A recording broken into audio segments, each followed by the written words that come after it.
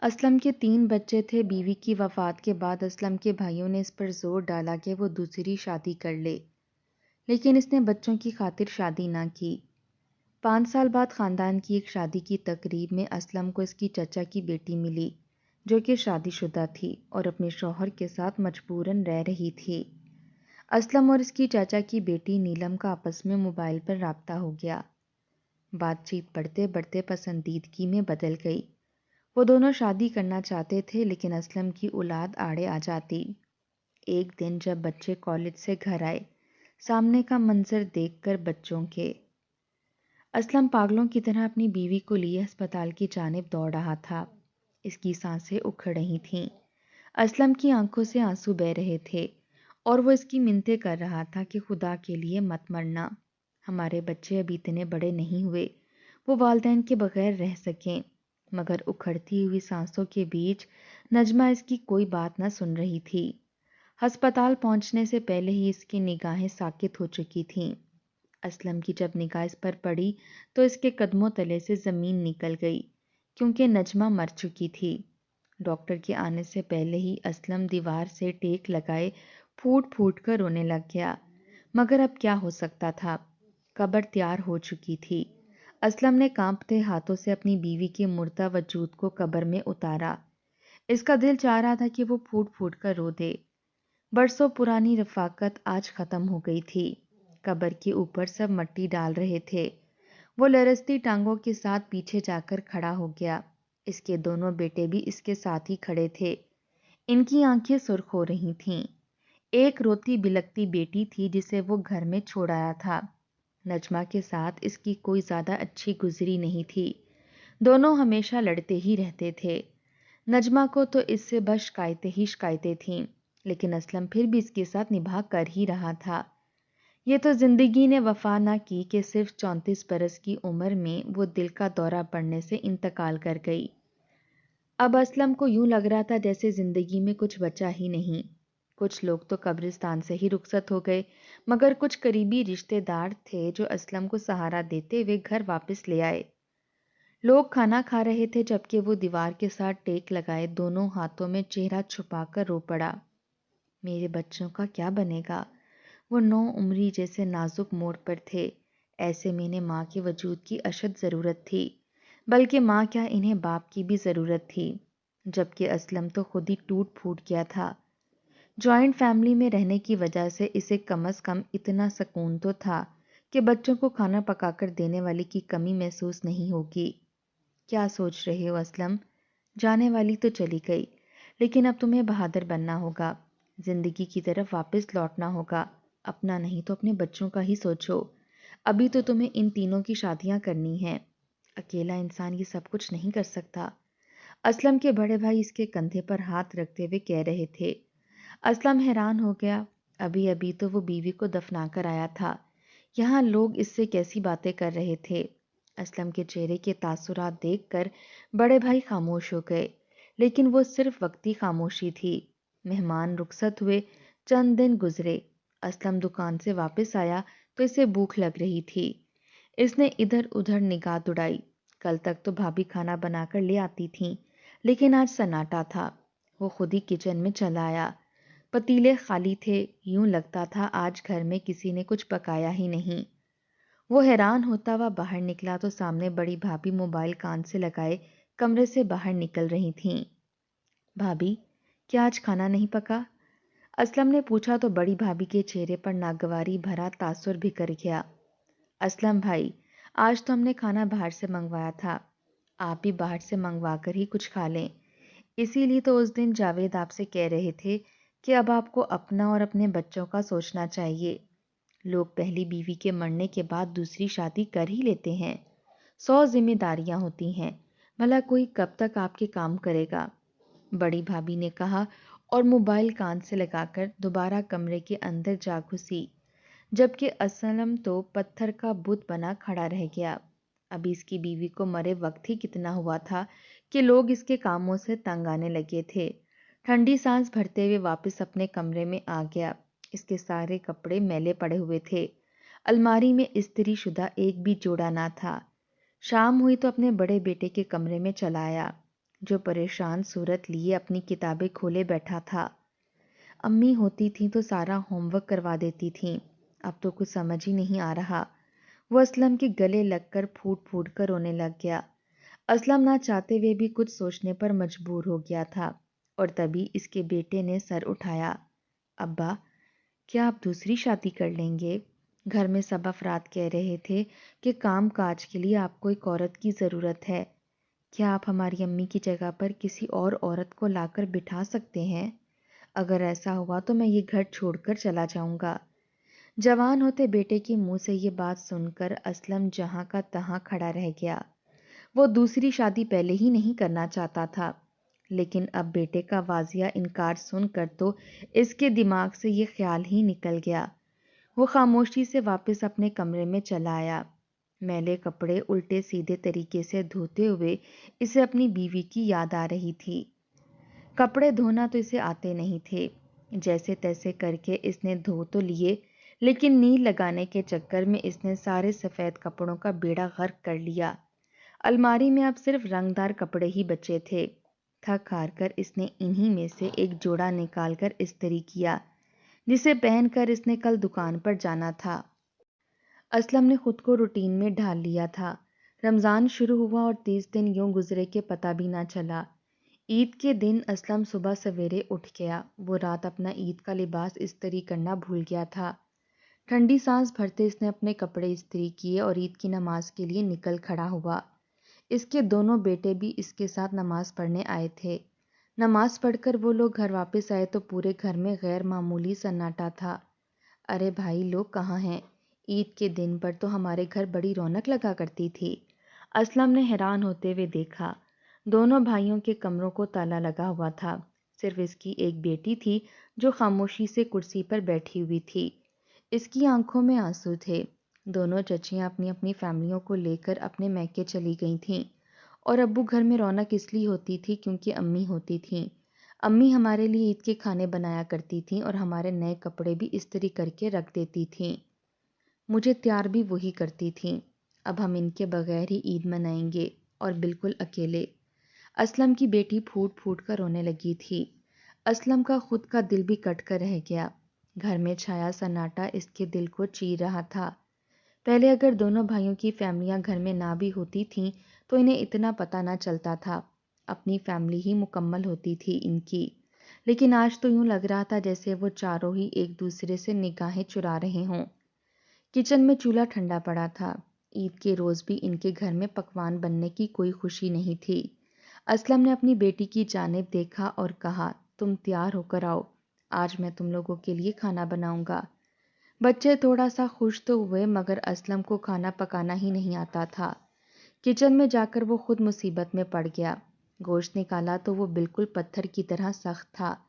کھانا بنانے کی کوشش میں اس نے کئی بار اپنا ہاتھ جلا لیا، لیکن بہرحال 3 گھنٹے کی مشقت کے بعد جب وہ کھانا بنا کر باہر لایا تو اس کے تینوں بچے ہی بے تابی سے انتظار کر رہے تھے، مگر کھانے کی شکل دیکھتے ہی تینوں کا رنگ اڑ گیا، اور جب پہلا نوالا لیا تو تینوں بچوں کی برداشت جواب دے گئی۔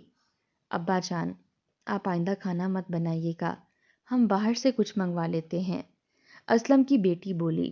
اسلم شرمندہ سا ہو گیا، اور پھر انہوں نے عید کے روز بھی باہر سے کھانا منگوا کر کھایا۔ شام ڈھلے جب دونوں بھائیوں کی بیوی اور بچے واپس آئے تو اسلم کے دل کو تھوڑا سکون سا ہوا۔ اب اسے شدت سے اس بات کا احساس ہونے لگا تھا کہ اکیلے زندگی نہیں گزاری جا سکتی، اسے ساتھی کی ضرورت ہے۔ بچے اپنی زندگیوں میں مگن تھے، لیکن وہ دکان سے گھر واپس آتا تو کوئی اس کا انتظار کرنے والا ہی نہ ہوتا۔ صبح جاتا تو اپنے کپڑے اسے خود ہی استری کرنے پڑتے، دل کی بات کہنے کے لیے اس کے ساتھ کوئی موجود نہ تھا۔ بچوں کے کمروں میں جا کر بیٹھتا تو وہ اپنے لیپ ٹاپ یا موبائل میں مگن رہتے۔ اسلم دن بدن تنہا ہوتا چلا جا رہا تھا۔ آخر کار اس نے ایک دن ہمت کر کے اپنے تینوں بچوں کو جمع کیا اور کہہ ہی دیا، میں دوسری شادی کرنا چاہتا ہوں۔ تنہائی کی وجہ سے میری ذہنی حالت خراب ہوتی جا رہی ہے۔ میں چاہتا ہوں کہ کوئی تو ایسا ہو جس سے میں اپنے دل کی بات کر سکوں۔ اسلم نے ابھی اتنا ہی کہا تھا کہ اس کا بڑا بیٹا یکدم چلا اٹھا، ساری زندگی آپ امی کے ساتھ لڑائی جھگڑا کرتے آئے، آپ نے انہیں کوئی خوشی نہیں دی، اور اب ان کے انتقال کے چوتھے مہینے میں ہی آپ کو شادی کرنے کا خیال آ رہا ہے۔ شرم آنی چاہیے آپ کو، اس عمر میں آپ دوسری شادی کریں گے؟ بیٹے کی بات پر اسلم کا سر شرمندگی سے جھک گیا۔ دوسرا بیٹا اور بیٹی بھی اسے کھا جانے والی نگاہوں سے دیکھ رہے تھے۔ شرمندہ ہوتا وہ بچوں کے کمرے سے اٹھ کر باہر آ گیا۔ پورے گھر میں ہی یہ بات پھیل گئی تھی کہ اسلم نے شادی کی خواہش کی تو اس کے بچوں نے انکار کر دیا۔ یہ سب کچھ اسلم کے لیے بہت مشکل تھا۔ نجمہ سے اس کا لڑائی جھگڑا ہی سہی، لیکن کم از کم بات کرنے والا کوئی شخص موجود تو ہوتا تھا۔ اب وہ سارا دن خاموش بیٹھا رہتا تو کوئی اسے مخاطب ہی نہ کرتا تھا۔ اس روز اسلم کے ایک دور پار کے رشتے دار کے گھر شادی تھی۔ انہوں نے بڑی چاہت سے پورے گھر والوں کو شادی میں بلایا تھا۔ اسلم اور اس کے دونوں بھائی بھی شادی میں جا پہنچے۔ تقریب بہت ہی شاندار تھی۔ بہت سارے لوگوں کو بلایا گیا تھا۔ اسلم خاموشی سے کونے میں کھڑا تھا۔ جب اسے اپنی خالہ زاد نیلم نظر آئی، وہ چونک گیا۔ نیلم سے اس کی ملاقات سالوں کے بعد ہو رہی تھی۔ نوجوانی میں اس کی خالہ کا گھر انہی کے برابر میں ہوا کرتا تھا، مگر پھر ان کے شوہر کی ٹرانسفر ہو گئی تو وہ دوسرے شہر چلی گئیں۔ وہیں انہوں نے اپنی بیٹی کی شادی کر دی تھی۔ نیلم کو دیکھتے ہی اسلم صاحب بے اختیار اس کے پاس چلے گئے۔ ارے کیسی ہو نیلم، تمہیں دیکھ کر تو کہیں سے نہیں لگتا کہ تم شادی شدہ ہو، بالکل وہی پہلے والی نیلم لگ رہی ہو۔ اسلم نے مسکراتے ہوئے کہا تو نیلم شرما گئی۔ عورتیں اولاد کے بعد تبدیل ہو جاتی ہیں۔ اللہ نے مجھے اولاد تو دی ہی نہیں، اسی لیے میں نے کیا تبدیل ہونا۔ وہ پھیکی سی ہنسی ہنس دی۔ اسلم نے اسے غور سے دیکھا۔ اس کی آنکھوں کا کانچ ٹوٹا ٹوٹا سا لگ رہا تھا، جیسے نہ جانے وہ کتنی دیر تک روتی رہی ہو۔ اسلم اس سے شاید مزید کوئی بات کرتا کہ اچانک پیچھے سے اس کا شوہر آ گیا۔ یہاں کھڑی کس کے ساتھ عشق معشوقی کا کھیل کھیل رہی ہو؟ کتنی دیر سے تمہیں آوازیں دے رہا ہوں۔ سب لوگ کھانا کھا رہے ہیں مگر مجال ہے کہ تمہیں اپنے شوہر کا احساس ہو۔ چلو اور میرے لیے پلیٹ میں کھانا ڈال کر لاؤ۔ نیلم کا شوہر اسے بازو سے دبوچے اونچی آواز میں چلا رہا تھا۔ سبھی لوگ مڑ مڑ کر ان دونوں کی جانب دیکھنے لگے۔ نیلم کے چہرے پر شرمندگی سی بکھر گئی۔ اسلم نے بھی تعجب سے نیلم کے شوہر کو دیکھا، جس کی آنکھیں سرخ بتا رہی تھیں کہ وہ اچھا نہیں ہے۔ نیلم بیچاری خاموشی سے وہاں سے ہٹ گئی۔ پوری تقریب کے دوران اسلم بغور نیلم کا ہی جائزہ لیتا رہا۔ وہ بھاگ بھاگ کر اپنے شوہر کے لیے کھانے پینے کی چیزیں لا رہی تھی۔ وہ کبھی اسے کسی کام کے لیے اٹھاتا اور کبھی کسی کام کے لیے۔ محفل میں وہ بار بار اسے بے عزت کر رہا تھا اور آخر میں تو اس نے حد ہی کر دی۔ شربت سے بھرا ہوا گلاس اس نے عین نیلم کے منہ پر انڈیل دیا۔ بڑا گھمنڈ ہے اپنی اس خوبصورتی کا، 2 کوڑی کی عزت ہے تمہاری، اولاد تک تو تم مجھے دے نہیں سکی۔ آج پوری محفل میں تمہیں دیکھتا رہا ہوں، مردوں کے آگے جان بوجھ کر منڈلاتی پھر رہی ہو، بد کردار عورت، سب چالیں سمجھتا ہوں تمہاری۔ نیلم کا شوہر چلا رہا تھا۔ سبھی لوگ شرمندہ ہو رہے تھے۔ اسلم کو غصہ آنے لگا۔ نیلم جس طرح اپنے آنسو پیتے ہوئے اپنا چہرہ چھپانے کی کوشش کر رہی تھی، صاف دکھ رہا تھا کہ اسے گہری چوٹ پہنچی ہے۔ پھر وہ سب سے معذرت کرتے ہوئے اپنے شوہر کے ساتھ گھر چلی گئی۔ لیکن اسلم کو یہ سب کچھ بہت برا لگ رہا تھا۔ اسے اندازہ ہو گیا تھا کہ نیلم اپنے شوہر کے ساتھ بالکل خوش نہیں ہے۔ گھر واپس آ کر بھی اس کا ذہن نیلم میں ہی الجھا رہا۔ اس کی دونوں بھابھیوں کی زبان پر نیلم کا ہی تذکرہ تھا۔ وہ بڑے افسوس بھرے انداز میں اس کا ذکر کر رہی تھیں۔ انہی کی زبانی اسلم کو پتا چلا کہ نیلم کے شوہر کی پوسٹنگ آج کل ان کے شہر میں ہی ہے اور وہ آج کل یہیں پر رہ رہی تھی۔ 2 روز بعد گھر میں رکھے ہوئے فون کی گھنٹی بجی تو پاس سے گزرتے ہوئے اسلم نے یوں ہی فون اٹھا لیا۔ دوسری جانب نیلم تھی۔ اسلم کی آواز سنتے ہی وہ تھوڑا سا گھبرا سی گئی۔ وہ مجھے بھابھی صاحبہ سے بات کرنی تھی۔ انہوں نے مجھے ایک ڈاکٹر کا بتایا تھا، وہاں سے مجھے اپنا علاج کروانا ہے۔ آپ پلیز انہیں بلا دیجئے، نیلم نے شائستگی سے کہا۔ تو اسلم نے دائیں بائیں دیکھ کر اندازہ لگا لیا کہ اس کی بڑی بھابھی تو گھر پر نہیں تھیں۔ وہ یوں ہی نیلم سے اس کی خیریت دریافت کرنے لگا۔ نیلم بے حد بجھی بجھی سی تھی۔ اسلم نہ چاہتے ہوئے بھی اس روز کا ذکر کر بیٹھا جب اس کے شوہر نے اس کی بے عزتی کی تھی۔ بس اتنا سننا تھا کہ دوسری جانب موجود نیلم کا جیسے ضبط جواب دے گیا۔ وہ پھوٹ پھوٹ کر رونے لگی۔ شاید اسے بڑے عرصے بعد کوئی ہمدرد ملا تھا۔ جب وہ کافی دیر تک رو چکی اور اس کے دل کا بوجھ ہلکا ہو گیا تو اسلم نے اسے چپ ہو جانے کے لیے کہا۔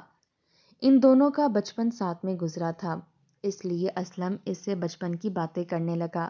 بچپن کے قصے ہلکے پھلکے انداز میں اسے سناتے ہوئے اسلم کا دل چاہ رہا تھا کہ نیلم کی افسردگی تھوڑی کم ہو جائے، اور وہ اس میں کامیاب بھی رہا۔ فون بند کرنے سے پہلے اس نے اس سے پوچھا کہ وہ ڈاکٹر کا پتہ کیوں کرنا چاہ رہی تھی۔ نیلم کچھ دیر کے لیے خاموش سی ہو گئی۔ میرے شوہر کو لگتا ہے کہ میں جان بوجھ کر بچہ پیدا نہیں کرنا چاہتی، حالانکہ ایسا نہیں ہے۔ میں جس شہر میں بھی جاتی ہوں وہاں کا کوئی ڈاکٹر نہیں چھوڑتی، یہاں تک کہ میں نے تعویذ والے بابوں کو بھی نہیں چھوڑا۔ لیکن نہ جانے اللہ کو کیا منظور ہے کہ مکمل طور پر صحت یاب ہونے کے باوجود وہ مجھے اولاد کی خوشی سے محروم رکھے ہوئے ہے۔ نیلم کی آواز میں افسردگی اتر آئی تھی۔ اسلم نے گہری سانس لی۔ تو اس کے شوہر کا رویہ نیلم کے ساتھ اس لیے برا تھا۔ کچھ دیر بات کرنے کے بعد نیلم نے فون بند کر دیا، لیکن اسلم صاحب نہ چاہتے ہوئے بھی نیلم کے متعلق سوچنے پر مجبور ہو گئے تھے۔ چند روز بعد اس نے دوبارہ سے فون کیا۔ اتفاق سے اس روز بھی اسلم کی بڑی بھابھی گھر پر نہیں تھیں۔ اب نیلم اور اسلم کے درمیان کافی بے تکلفی ہو چکی تھی۔ وہ دونوں کافی دیر تک باتیں کرتے رہے۔ دونوں کے مشغلے ایک جیسے تھے، دونوں کی تنہائی اور اداسی بھی ایک جیسی تھی۔ اسلم صاحب کے بچے اپنی اپنی زندگی میں مگن ہو چکے تھے، اور نیلم کے پاس تو اولاد جیسی چیز تھی ہی نہیں۔ اس کا شوہر اپنی زندگی میں گم تھا۔ نہ چاہتے ہوئے بھی نیلم اور اسلم روزانہ ایک دوسرے سے بات کرنے لگے۔ کبھی اسلم نیلم کو فون کر لیتا اور کبھی نیلم۔ دونوں کو ایک دوسرے سے بات کر کے اچھا لگتا۔ رفتہ رفتہ اسلم کو اندازہ ہوا کہ وہ نیلم میں غیر معمولی دلچسپی لینے لگا ہے۔ اسے اپنی زندگی میں بہار آتی ہوئی محسوس ہو رہی تھی۔ وہ سارا دن بس اسی وقت کا انتظار کرتا رہتا جب اس کی نیلم سے بات ہونی ہوتی تھی۔ وہ کسی نوجوان لڑکے کی طرح فون کے آس پاس منڈلاتا رہتا۔ بھابھی نے بھی نوٹ کر لیا تھا کہ اسلم کے اندر کچھ تو تبدیلی آ ہی گئی ہے، اور اتفاقاً اس روز اس کی چھوٹی بھابھی نے اسے نیلم سے بات کرتے ہوئے دیکھ لیا، اور اگلے شام میں ہی وہ کچن میں کھڑے اپنی جیٹھانی کو بتا رہی تھی، ارے بھابھی، آپ نے دیکھا ہے اسلم بھائی جو ہر وقت سنجیدہ بنے رہتے ہیں، فون پر اس نیلم سے بات کرتے ہوئے کس طرح کہکے لگا رہے تھے۔ ارے بھابھی، بیوی کو مرے ہوئے بھی تھوڑا ہی وقت ہوا ہے، لیکن بھائی ان مردوں کی فطرت تو کوئی نہیں بدل سکتا۔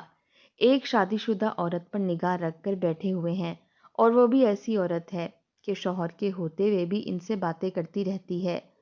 دونوں دیورانیاں جٹھانیاں سر جوڑے اپنی اپنی رائے کا اظہار کر رہی تھیں۔ اسلم کے دونوں بھابھیوں نے رات ہوتے اپنے اپنے شوہروں کے کان میں یہ بات ڈال دی۔ بات بڑھتے بڑھتے پورے گھر میں پھیل گئی۔ اسلم کے بچوں کو بھی پتہ چل گیا کہ باپ اپنی کسی کزن سے فون پر باتیں کرتا ہے۔ نہ صرف اسلم کے بچوں کو بلکہ خاندان بھر میں یہ بات کسی جنگل کی آگ کی طرح پھیل گئی تھی کہ شوہر کو یہ بات پتہ چلی تو وہ جو پہلے ہی نفسیاتی مریض تھا اور نیلم پر شک کرتا تھا، غصے میں آگ بگولا ہو گیا۔ 2-3 تھپڑ نیلم کو لگانے کے بعد اس نے آؤ دیکھا نہ تاؤ اور نیلم کو طلاق دے کر اس کی ماں کے گھر بھیج دیا۔ وہ آنکھوں میں آنسو لیے ماں کی دہلیز پر آئی تو اس کے ذہن میں بس ایک ہی سوال تھا، کیا جس کی وجہ سے مجھے طلاق ہوئی ہے اب وہ مجھے اپنائے گا؟ لیکن دوسری جانب اسلم خود مصیبت میں پھنس چکا تھا۔ جوان اولاد آپے سے باہر ہو گئی تھی۔ اس کے تینوں بچے اب کالج جانے لگے تھے۔ بیوی کے انتقال کو 5 سال کا لمبا عرصہ گزر چکا تھا، لیکن تینوں بچے اسلم کی دوسری شادی کا سنتے ہی ہتے سے اکھڑ جاتے تھے۔ اس روز بھی ناشتے کی ٹیبل پر بڑی بھابھی نے چائے کا کپ اسلم کے سامنے رکھا اور بولی، بھائی تمہاری پھیکی چائے نکالنا تو مجھے یاد ہی نہیں رہتا، ہم سبھی کو بھول جاتا ہے کہ تمہیں شوگر ہے۔ اب تم اپنے لیے اپنی بیوی لے آؤ جو تمہارے لیے پرہیزی کھانا بنا سکے، ورنہ روزانہ میٹھی چائے پی پی کر کہیں تم اپنی پہلی بیوی کے پاس ہی نہ پہنچ جاؤ۔ بھابھی نے کہا تو مذاقن تھا، لیکن اسلم شرمندہ سا ہو گیا۔ اس کے سامنے چائے کی پیالی رکھی تھی۔ واقعی ہر روز اسے سب کے ساتھ مجبوراً میٹھی چائے پینی پڑتی تھی، جس کی وجہ سے اس کی شوگر ہائی رہنے لگ گئی تھی۔ اسلم کا بیٹا کالج یونیفارم میں سامنے بیٹھا تھا۔ ناشتے کی پلیٹ اس کے سامنے تھی۔ اس نے یکدم پلیٹ کو ایک جھٹکا دیا اور اٹھ کھڑا ہوا۔ کوئی ضرورت نہیں ہے دوسری بیوی لانے کی، پہلی بیوی کے ساتھ تو نباہ کر ہی نہیں سکے، اور وقت سے پہلے ہی آپ کی لڑائی جھگڑوں کی وجہ سے وہ اس دنیا سے چلی گئیں، اور اب آپ کو نئے سرے سے بڑھاپے میں اپنے چہرے پر پھول کھلانے کا خیال آ رہا ہے۔ کس قدر بے عزتی ہوگی میری دوستوں میں اگر انہیں پتہ چلے گا کہ اس عمر میں میرے باپ نے دوسری شادی کی ہے۔ چائے ہی میٹھی پینے کو مل رہی ہے نا، نہ پیا کریں آپ چائے۔ اتنی کوئی ضروری بھی نہیں ہے کہ اس کے لیے آپ دوسری شادی کریں گے۔ بیٹا نفرت سے کہتا ہوا اٹھ کر چلا گیا تھا، جبکہ اسلم جہاں کا تہاں رہ گیا۔ شدید شرمندگی سے اس کا رنگ سرخ پڑ گیا۔ وہ بیٹے کو یہ بھی نہیں کہہ سکا کہ اس کی ماں نے خود بھی کبھی اسلم کے ساتھ بنا کر رکھنے کی کوشش نہیں کی تھی۔ لڑائی جھگڑا تو اس کی اپنی فطرت میں بھی تھا، اور اب اگر وہ بیوی کے مرنے کے بعد دوسری شادی کرنا چاہتا تھا، اپنی تنہائی کو دور کرنا چاہتا تھا، تو اس میں مذائقہ کیا تھا؟ جبکہ اس کے تینوں بچے ہفتہ ہفتہ تو اس کی شکل بھی نہ دیکھتے تھے۔ وہ خود ان کے کمرے میں جاتا تو وہ پڑھائی کا بہانہ کر کے مصروف ہو جاتے۔ باپ کے ساتھ ان کی دوستی نہ ہونے کے برابر تھی۔ اسلم خاموش ہو گیا۔ اس کی دونوں بھابیاں وقتاً فوقتاً اس سے پوچھ چکی تھیں کہ اگر وہ نیلم کے ساتھ شادی کرنے کا خواہش مند ہے تو وہ جا کر اس کا رشتہ مانگ لیں، کیونکہ نیلم کی عدت مکمل ہو چکی تھی۔ وہ خوبصورت تھی اور جوان بھی تھی، زیادہ عمر کی معلوم بھی نہ ہوتی تھی۔ مگر اسلم صاحب اپنے بچوں کے دل پر پیر رکھ کر اپنی دوسری شادی نہیں کرنا چاہتے تھے۔ انہوں نے بھابیوں کو سختی سے منع کر دیا کہ اس کی دوسری شادی کا خیال دل سے نکال دیں۔ وہ جو اسلم صاحب کی ذمہ داریوں سے عاجز آ چکی تھی، منہ بنا کر رہ گئیں، اور انہوں نے جو ایک دو کام جو اسلم کے کیا کرتی تھیں اس سے بھی اپنا ہاتھ کھینچ لیا۔ اسلم کا بڑا بیٹا اس روز کالج سے نکلا تو اس کے ساتھ اس کا ایک دوست بھی تھا۔ کیا بات ہے، تم آج جلدی چھٹی لے کر گھر کیوں جا رہے ہو؟ اس نے اپنے دوست سے پوچھا تو وہ مسکرا کر بولا، دراصل آج میری امی کا نکاح ہے۔ اس کا اتنا کہنا تھا کہ اسلم کے بیٹے کا منہ حیرت کے مارے کھل گیا۔ امی کا نکاح؟ یہ کیسی عجیب بات کر رہے ہو؟ اس نے پوچھا تو اس کا دوست مسکرا کر بولا، کیوں، اس میں عجیب بات کیا ہے؟ جب ہماری شادی ہو سکتی ہے تو ہمارے والدین کی کیوں نہیں؟ میرے ابو کا انتقال تو ہمارے بچپن میں ہی ہو گیا تھا۔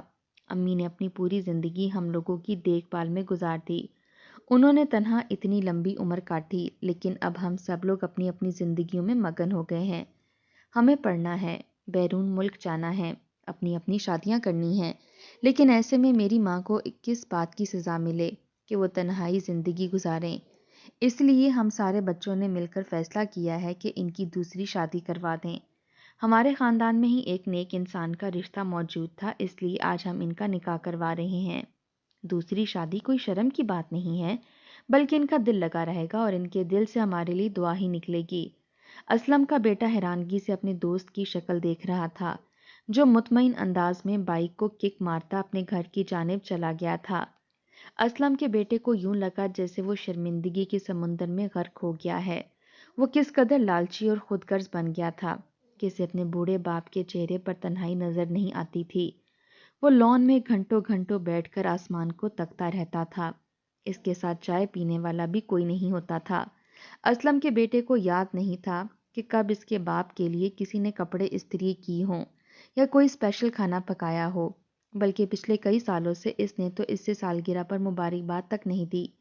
اسے شرمندگی سی ہونے لگی۔ چھوٹا بھائی اس کے ساتھ کھڑا تھا، اس کے بھی یہی تاثرات تھے۔ دونوں بھائی گھر واپس آئے۔